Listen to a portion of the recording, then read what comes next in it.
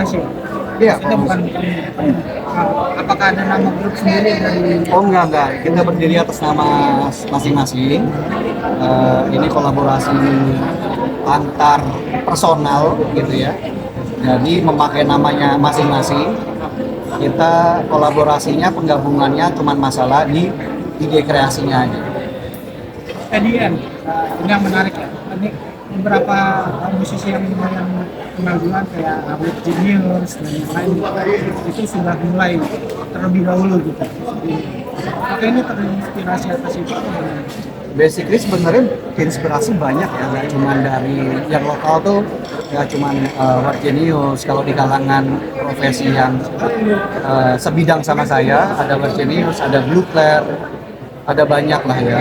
Dulu sebelumnya ada Angger Dimas juga yang go internasional dan lain-lain. Inspirasi pasti ada, tapi lebih kepada keinginan untuk bisa berkarya aja sih yang membuat kita akhirnya menelurkan lagu ini gitu. Nah, kalian ketemu juga gimana? Itu bisa memilih si Laura, Siapa mengajak siapa? Siapa mengajak siapa? Itu dia di mana? Sama siapa? Sama Jokaso itu saya kenal dari 2018. Kita pernah bikin proyek duo bareng dulu. Jadi sebenarnya udah lama ngobrol soal musik gitu ya. Sering tukar ide, sering tukar referensi. Kalau sama Laura, saya kebetulan satu manajemen. Kita satu manajemen artisnya gitu ya, dan kebetulan juga Laura punya suara yang enak, yang cocok sama lagunya, jadi ya kenapa enggak kita ajak. Terus yang menarik juga tadi ada video klipnya gitu. Video klipnya sendiri kan pakai animasi. Itu bisa kita bilang mirip kayak Gorillaz gitu. Oh, ikutin juga mas ini. Oh, keren. Apakah itu maksudnya kedepannya itu akan terus seperti itu video klipnya menyembunyikan identitas si Kalau kita kan nggak disembunyiin kan. Kita di nggak. Jadi sebenarnya jadi sebenarnya ide dari pembuatan video klip ini sebenarnya dari manajemen ya. Dari manajemen lucu juga ya kali kalau punya video tuh berupa animasi, dan kebetulan ada salah satu animator muda namanya Puang di daerah Surabaya yang memang pernah menang beberapa kategori champion lah ya, animasi nasional, animasi nasional gitu, dan sangat berbakat, anaknya masih muda banget gitu. Kenapa enggak kita coba untuk kolaborasi dengan dia, sekaligus bahasanya tuh apa ya, cintailah produk lokal Indonesia. Kita ngangkat bakat-bakat Indonesia yang memang kita bisa ajak kerjasama dan memang hasilnya baik dan bagus. Enggak gitu.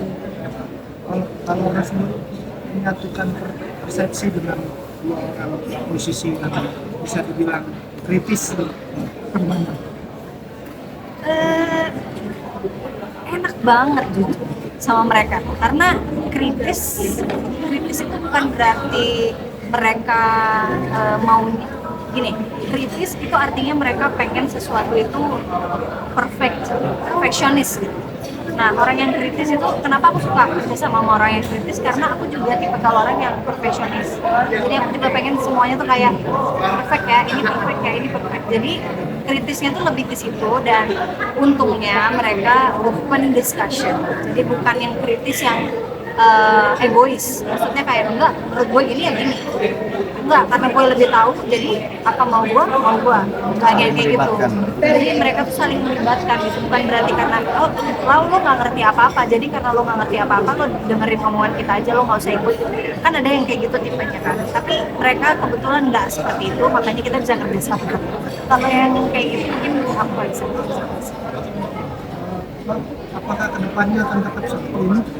Enggak, Atau nanti akan ada kolaborasi mungkin dengan salah yang lain? persepsi ya dari tadi barengan ya. terus nggak itu pertanyaannya? Oh, ya kalau kolaborasi Bikin buat trio gitu ya, kayak. kalau bikin trio sih enggak ya, tapi kalau misalnya kolaborasi bertiga bikin lagu lagi mungkin, atau mungkin Jokaso bikin sendiri, atau mungkin Laura akan jadi diva misalnya gitu ya, akan jadi penyanyi, bikin single sendiri, ngeluarin single sendiri kayak teman-teman penyanyi yang lain. atau mungkin saya juga ngeluarin sendiri, bisa jadi seperti itu. Gitu. Atau mungkin kami kolaborasi dengan yang lain, bisa jadi. Mas Yu sendiri kan memang fokus di musik, sedangkan kalian berdua kan masuk ke hiburan. Nah ini harus ngalahin salah satu. Maksudnya Oh, pertanyaan yang tadi ya. nah itu lah maksudnya sebenarnya lu passionnya lebih kemana gitu untuk sekarang. Gue yang jawab. Passion gua is cuan. Setuju. Gak canda. Sebenarnya masih yang penting masih dalam sebuah kategori kesenian ya, baik itu seni peran, seni musik. Buat saya sama aja. Tapi kebetulan kalau saya lagi lebih banyak berkutat di wilayah musiknya.